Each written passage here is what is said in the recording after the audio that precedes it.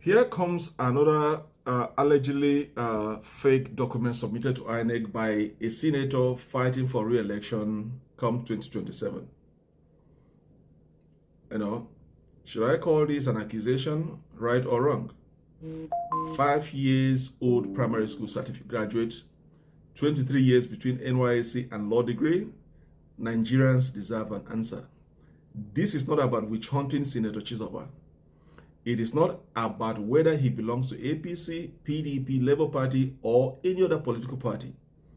It is about something much more fundamental, friends. When a public official, submit personal, educational, and professional information to INEC, can Nigerians reasonably expect those records to be accurate and internally consistent? The document reportedly submitted by Senator Chizoba in connection with his bid for re-election in 2027 have raised questions that should not simply be dismissed as a political attack. According to the information circulating from those documents, the senator declared that his date of birth is January 10, 1972, while also indicating that he obtained his first school leaving certificate in 1977. If those dates are accurately reproduced, the mathematics is straightforward. 1977 minus 1972 is equals to 5. That would mean that the senator obtained his first school leaving certificate at the approximate age of what? 5. Is that possible? Perhaps there could be an innocent explanation. Maybe there's an error in the date entered on one of those documents. Maybe the year of obtaining those certificates was incorrectly transcribed. Maybe the date of birth is wrong. Maybe there's another explanation that has not yet been made public. But that is precisely why the matter deserves clarifications. The question is not whether Nigerians should immediately conclude that the senator committed fraud. The question is, which of these dates is accurate? Then comes the NYSC question. The second discrepancy is potentially even more difficult to explain. The reported INEC information alleged state that the Senator Chizoba obtained his LLB degree on June 22, 2021. Yet the NYSC record reportedly indicate that he completed his compulsory national service from June 9, 1997 to June 8, 1998. That creates a chronological gap of approximately 23 years between the reported NYSC service and the reported date of law degree. Again, Nigerians should not jump to conclusion that the documents are fraudulent. But the chronology raises an obvious question. How did someone undertake NYSC in 1997 to 1998 in relation to a law degree that he submitted record reportedly says was obtained in 2021? There may be a perfectly legitimate explanation. For example, friends, perhaps the NYSC certificate relates to an earlier qualification. Perhaps the LLB date was entered incorrectly. Perhaps there is another qualification that explains the NYSC service. Perhaps the document contains an administrative or transcription error. But if so, let the senator explain it. Nigerian deserves an answer. This is why transparency matters. Public office holders cannot demand citizens trust government records while seriously refusing to explain the apparent inconsistency in those records. If the information submitted to INEC is correct, then explain the chronology. If there is an error, identify the error and correct it. If INEC received inaccurate information, explain how it happened. If the document have been misrepresented publicly, produce the authentic records and demonstrate the correct dates. The easiest way to kill suspicion is transparency, friends. Silence does the opposite. And this should apply to every politician. Friends. There is an important principle Nigerians must establish here. The standard must be the same for everyone. If questions are raised about the academic credentials of an APC politician, they deserve answers. If questions are raised about the credentials of PDP politicians, they deserve answers. If questions are raised about the Labour Party candidate, they deserve answers. Nobody is isolated. If questions concern the presidents, governor, senator, minister, or ordinary candidate, they deserve standard The same standard should apply to everyone. Okay? We cannot demand accountability only when the person involved belongs to a political party we dislike. That is not being fair. Integrity cannot be partisan. INEC also has a responsibility. This is not solely a matter of Senator Chizoba. INEC has a responsibility to ensure that information submitted by candidates meets the requirement of Nigerian electoral law. Where there are apparent inconsistency in candidates' submitted information, Nigerians are entitled to ask whether the commission has verified those records and whether the candidate has been asked to provide clarifications. Okay, it should not be brushed aside. The public should not have to discover potentially significant discrepancies through social media investigations after candidates have submitted their documents. Nigerians are intelligent.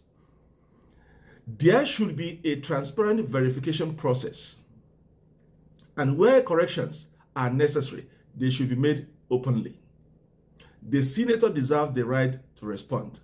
This is also important. An allegation is not a conviction, friends. Let's differentiate both. A discrepancy is not automatically proof of forgery. A mistake on a form is not automatically evidence of criminality. I like to be fair. And an unusual chronology is not by itself proof that someone lacks the qualification required by law. Okay? Senator Chizoba should therefore be given the opportunity to explain these discrepancies. But equally, he should not respond merely by saying this is political persecutions. Okay? That does not answer the questions that Nigerian deserves. Show the documents. Explain the dates. Clarify the chronology. If there is an error, acknowledge it. If the records are genuine, demonstrate it. Facts are the best defense against allegations. Okay? Nigeria has been there and has been there before. The Nigerian political system has repeatedly been confronted with controversies over educational qualifications, certificates, date of attendance, school record, NYC records, and information submitted to electoral authorities. Why? Why? Why the reputations? The lesson should be simple. Candidates seeking public office should be held to the highest standard of documentary accuracy. A citizen seeking an ordinary government position can be required to provide accurate credentials. Why should someone seeking to make laws for more than 200 million of Nigeria be held to a lower standard? No, no, no, no. Okay? The real questions, therefore, the issue is not, is Senator Chizoba guilty? The appropriate question at this stage is, are the records accurate? And can they be apparent inconsistency be satisfactorily explained? Friends, if the answer is yes, then the matter should end there. If the dates were entered incorrectly, correct them. If the documents have been misunderstood, clarify them. If the records are authentic, make that clear.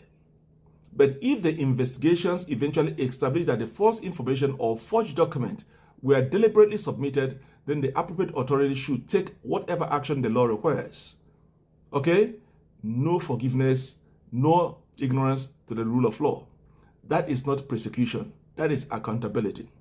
Nigerians should demand one standard and one standard for all.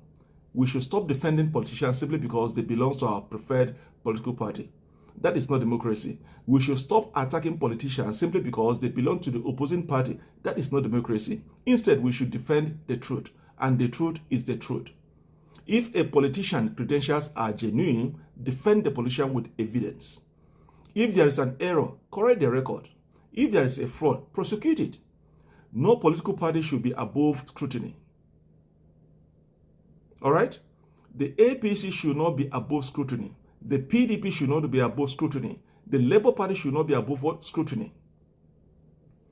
And no individual politician should be above scrutiny. Even the writer, me included, I shouldn't be above scrutiny. Because the real issue here is bigger than Senator Chizoba.